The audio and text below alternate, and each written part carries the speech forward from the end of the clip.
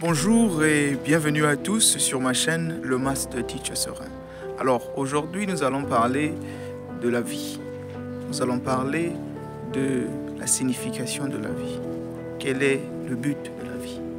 Une question très existentielle, mais aussi une question qui est assez subjective parce que en réalité chacun de nous a sa façon de définir la vie, chacun de nous a sa façon de voir les choses. Et on va essayer un peu de généraliser et être particulier à la fin. Alors, qu'est-ce que la vie? Pour des hommes ordinaires, ils diront que être en vie, c'est avoir le souffle de vie.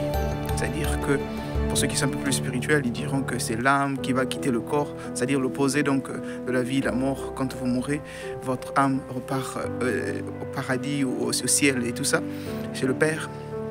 Pour d'autres qui sont religieux, ils diront que la vie, c'est croire en Dieu. La vie, c'est la volonté de Dieu qui doit s'imposer sur vous, le fait que vous croyez en Dieu. Et donc, à la fin, Dieu va vous protéger. Quand vous allez mourir, vous allez aller au paradis et tout ça. C'est un concept assez ignominieux parce que déjà même le concept de Dieu même qu'ils confient leur vie en, parfois n'est pas aussi défini que ça. Parfois, ce sont des enjeux politiques qui n'ont rien à voir avec réellement la spiritualité ou le bien-être du monde entier. Vous allez les voir, moi quand j'ai quelque chose, Dieu m'a béni. Et l'autre quand il n'a pas, ça veut dire qu'il est dans les ténèbres. Si je ne crois pas au Dieu de l'autre, mon Dieu doit terrasser l'autre. Et c'est arrivé au niveau où les humains commencent même à penser que bon, si vous êtes pauvre, c'est parce que vous êtes maudit, parce que bon, vous n'êtes pas dans la voie du Seigneur. Et donc si vous êtes riche, donc il y a même des gens qui en réalité pensent qu'ils sont nés pour être des rois, des dominants et tout, et les autres sont nés pour être leurs esclaves. Et c'est les concepts religieux qui ont détruit le monde, qui ont détruit le sens de la vie, mais on va essayer d'avancer. Et donc il y en a qui pensent que bon, mais attendez, la vie, si la vie c'est juste avoir le souffle de vie, si c'est juste croire en Dieu et que la volonté de Dieu soit faite, alors quelle est la différence entre nous? Parce que être en vie c'est juste respirer. Les arbres respirent, les animaux sont aussi en vie, ils sont vivants. Mais quelle est la différence en réalité entre nous et les animaux? Alors, qu'est-ce qui en réalité donne la qualité de notre vie? Qu'est-ce qui va donner plus de valeur à notre vie? Vous allez voir, les Noirs en particulier n'ont pas d'histoire. Ils n'existent pas parce qu'ils n'ont pas voulu laisser de l'héritage à leurs successeurs. Ils n'ont pas voulu donner un grand sens à leur existence parce que vivre, c'est quelque chose qui a une période limite. Mais exister en tant que tel, vous avez apporté de la valeur, vous avez donné un sens au pourquoi, au comment des choses, donné une ligne à suivre, une espèce de droiture à suivre à vos descendants, de sorte qu'ils puissent avoir une vie après vous. Ils puissent exister, vous avez existé et eux, ils auront une vie après vous. Malheureusement, les Noirs n'ont pas voulu documenter les choses. Toujours l'esprit de cache-cache, l'esprit de Moudouma, un serpent qu'on retrouve parfois chez nous pour faire peur aux petits-enfants. Tout est mystifié, tout est devenu un peu... C'est de la cacophonie en tant que tel. Et donc, vous vous rendez compte que, voilà, certains ont pensé, ont jugé bon de ne pas seulement vivre, de ne pas seulement être à mesure de respirer, manger, et puis bon, on n'a pas de problème. Ils ont voulu que leur vie puisse avoir un sens. Ils ont voulu que, bon, pour certains, la vie, c'est en réalité exister. La vie, c'est être à mesure d'impacter le monde. La vie, ce n'est pas seulement vivre pour soi-même. Parce que votre Dieu, vous croyez que votre Dieu doit... Par exemple, les histoires de la Bible, les dieux des Israélites qui vont aller détruire les dieux des autres. Voilà, vous croyez que comme ça, non, la vie, c'est à un niveau un peu plus harmonieux que ça. La vie, c'est le fait de tous ensemble impacter le monde, donner un sens aux choses. Chacun peut être dans sa diversité, chacun peut être dans dans son espace, mais en vivant en harmonie. Pas besoin de vouloir faire ceci. On est des intellectuels. La conscience est là pour nous permettre de dialoguer, trouver des solutions à nos problèmes, afin que tout le monde puisse jouir de ce que les religieux appellent le paradis, ici sur terre, pas seulement attendre de mourir. Et voilà. Et donc, j'espère que vous avez une idée de qu'est-ce que c'est que la vie pour un début. Maintenant, on va essayer de comprendre ensemble quelle est la signification de la vie. Comment réellement appréhender la vie de façon plus pratique. Je ne voudrais pas trop aller dans les concepts religieux ou que la Bible, la vie, c'est croire en Dieu, la volonté de Dieu. Ça, c'est des conneries, parfois qui ne veulent rien dire. Alors, on va essayer d'être un peu plus pratique et de décortiquer ensemble qu'est-ce que, en réalité, veut dire la vie. Quels sont les symboles, les astuces, les méthodes à utiliser pour ne pas subir la vie, pour en réalité ne pas seulement survivre, mais vivre pour exister, pas pour survivre. Bien une chose à vous, on continue.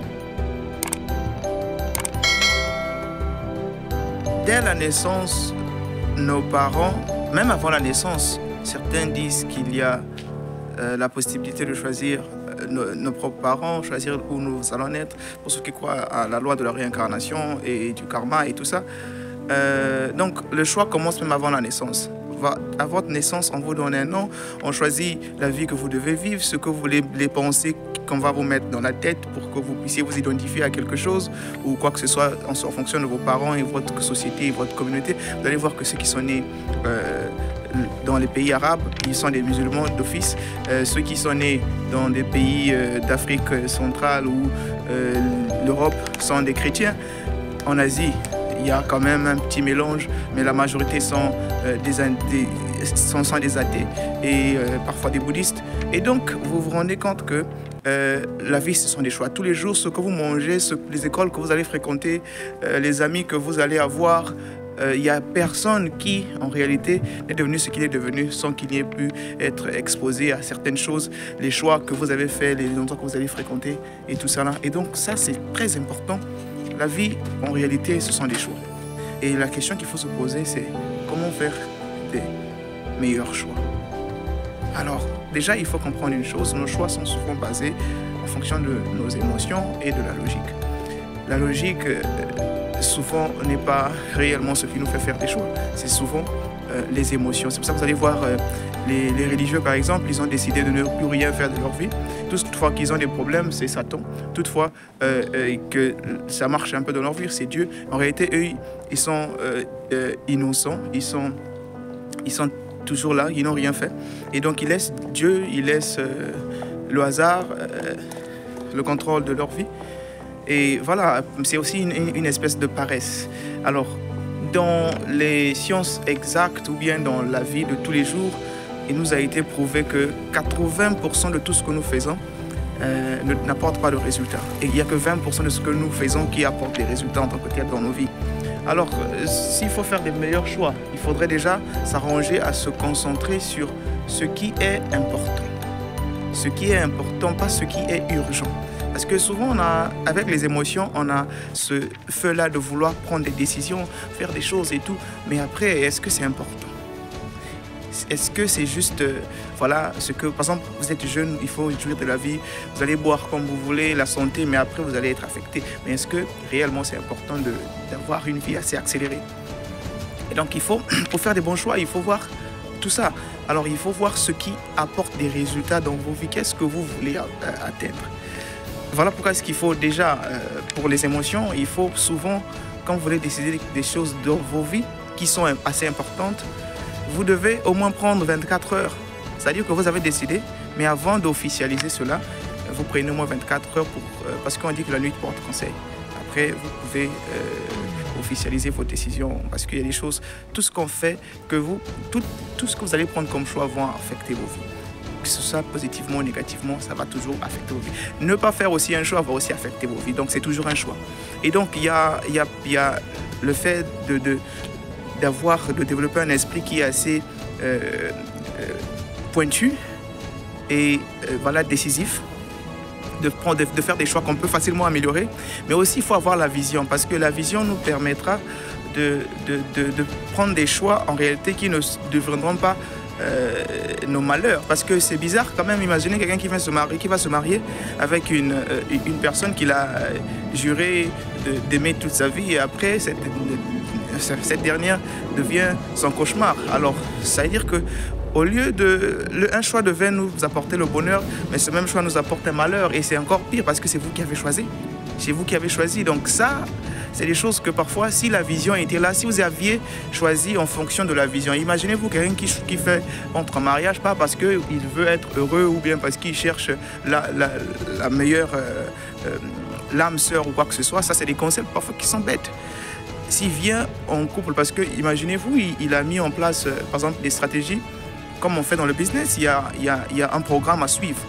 Chaque jour, on va faire ceci. Quand il s'agit de manger, on mange ceci, on mange cela. Quand je ne me sens pas bien, je peux avoir ma maison ailleurs, je peux aller me rester seul sans pour autant que ça te fasse un problème et tout. Voilà, il a anticipé tout cela. Et ce qui est important pour lui en termes de développement, parce que les gens changent, les gens grandissent. Et donc, si vous vous arrangez à mettre en place un plan stratégique, au lieu de rentrer dans des histoires d'espoir ou bien que Dieu vous choisisse. Non, vous-même, vous connaissez, vous savez ce que vous voulez. Vous mettez en place un plan, en fait, qui va avec votre vision à long terme. Quel que soit tout ce que vous pouvez avoir un problème, comme problème, mais ce qui est plus important pour vous, c'est peut-être, par exemple, la bonne nourriture, c'est peut-être l'éducation des enfants, c'est peut-être l'argent. Comment est-ce que vous allez fonctionner ensemble en tant que couple pour toujours être à mesure de ne pas finir pauvre. Et donc, voilà, c'est des choses comme ça, la vision, même dans le boulot, dans vos choix. Si vous allez faire un choix de carrière, c'est-à-dire que vous allez choisir un boulot qui va, en réalité, va continuer votre... Par exemple, si vous voulez devenir un business owner, vous voulez avoir votre propre école, par exemple, vous êtes enseignant. Mais dans ce cas, commencez là où la priorité sera la formation, le bien-être, pour que vous puissiez apprendre. Où vous avez assez de temps, par exemple, pour apprendre pour votre futur. Donc, faites de boulot qui ne vont pas vous... Si votre priorité, c'est la famille, ne faites pas de boulot où vous n'aurez pas le temps de vivre avec votre famille. Donc, la vision vous permet de prendre des choix qui vont vous être avantageux. Pour chuter avec la vie, c'est un choix. Ce sont des choix que nous faisons tous les jours. Il n'y a pas de meilleur choix. Mais il y a des individus qui doivent prendre des décisions, mais s'arranger à être responsables. À telle enseigne que si ça barde, si ça ne marche pas, vous pouvez améliorer vos choix et faire de ces choix des bons choix. Pas forcément des meilleurs, mais des bons choix. Malgré le fait que c'était peut-être pas ce que vous avez eu, mais toujours l'anticipation et tout ça. Ensuite, c'est de dire que la vie, c'est le temps. Vous savez que vous vous réveillez chaque matin, vous allez à l'école, vous allez au boulot, vous faites tout ce que vous faites, c'est parce que vous voulez gagner un salaire. Vous voulez de l'argent. Vous voulez de l'argent. Et l'argent, c'est le temps. Le temps, c'est de l'argent. On vous paye en fonction des heures que vous travaillez, parce que c'est l'argent, parce que c'est la vie. L'argent est le problème de tout le monde. Les riches ont les mêmes 24 heures que tout le monde, mais ils font ce qu'ils font avec leurs 24 heures et vous faites ce que vous faites avec toute votre vie, parfois qui ne veut rien dire, insignifiant. Ce sont 10 ans d'existence, mais vous n'avez même pas 10 ans en réalité de connaissance de ce que peut changer, de ce qui peut changer la vie de quelqu'un ou quoi que ce soit. Et donc, en réalité, le temps, c'est la vie. Mais le temps, surtout pour les Africains, il faudrait qu'on sache, c'est pour ça qu'on a perdu beaucoup de temps. Tout un peuple, tout un continent, vous avez vécu les mêmes années, peut-être même plus que les autres. Mais il faut reconnaître que l'Afrique n'évolue pas. C'est-à-dire qu'on n'a pas existé en tant que tel. Et le temps, on l'a gaspillé. L'Africain ne sait pas que le temps est limité. Vous allez voir, vous faites des décisions, vous parlez, là vous passez votre temps, ce que vous faites avec votre temps, parce que vous pensez que vous avez assez de temps. On n'a jamais assez de temps. On n'a jamais assez de temps. Le temps est limité et ce qui est bien, c'est que il faudrait qu'il y ait une vision. Quand vous avez déjà dans votre tête, vous savez que vous n'avez pas toute la vie devant vous. Vous allez mourir. Vous allez commencer déjà à limiter votre temps sur ce qui est seulement important. vous allez vous décider de ce que vous allez faire de votre temps, de votre vie, là où vous voulez arriver, la fin de votre vie, déjà dès le début. Et on ne gaspille pas le temps. L'Africain a toujours tendance, même dans des petites choses, on n'a pas la notion du temps. Respecter ses propres objectifs, respecter son propre timing. Quand on dit on fait un truc en un mois, il faudrait qu'on le fasse. Les autres, quand Jésus a dit qu'il va casser les maisons et puis rebâtir en 3 jours, il l'a fait. C'est comme ça, un vrai leader. Vous donnez des promesses, rien ne se fait après. Ça, c'est gaspiller le temps. Et le temps, c'est Dieu. Le temps, c'est la vie. Le temps, c'est de l'argent. Le temps, c'est la vie. Ma 3e définition de la vie serait que le temps, c'est la mémoire. Donc, vous voyez que tout ce que vous avez dans votre tête, là, si on vous coupe la tête, là, vous ne serez plus un homme. Parce que ce sont vos pensées qui font de vous ce que vous êtes. Ce qui différencie une personne intelligente et un enfant, c'est l'accumulation des souvenirs, des mémoires. Aujourd'hui, c'est pour ça que vos parents ont tendance à faire des photos pour vous rappeler qui vous étiez, qui vous pouvez être. Tout ça, on vous simule une réalité. On vous met des pensées dans la tête et c'est ça qui vous définit. Aujourd'hui, si vous n'avez pas vos pensées, qui serez-vous? Imaginez-vous si on vous mettait dans le corps d'une autre personne qui a vécu d'autres choses que vous. Parce que même le corps a une mémoire. Même le corps, il n'y a pas que la mémoire intellectuelle, enfin la mémoire des idées, il y a aussi notre corps aussi a une mémoire. Physiquement, vous allez le comprendre, une femme qui a couché avec plusieurs hommes, même son corps va commencer à la tromper, elle serait incapable parfois de jouir. Ou bien un homme qui a été avec trop de compagnes, des fois parfois il pourra confondre. Et pour qu'il puisse se sentir bien, il doit peut-être imaginer celle qu'il a plus. Et voilà, donc il va se sentir bien, ou bien même se masturber. Il faudrait imaginer physiquement ce que vous ressentiez avec ces personnes-là. Et donc la vie, c'est aussi la mémoire. Et donc rassurez-vous de filtrer vos pensées, de filtrer vos souvenirs, de filtrer ce que vous allez accumuler. C'est ça qui va constituer la vie pour vous. Continuez, je dirais que la vie, c'est aussi la façon de communiquer. Vous savez, la communication, c'est tout ce qui engendre ce que l'autre comprend et ce que vous voulez faire passer comme message.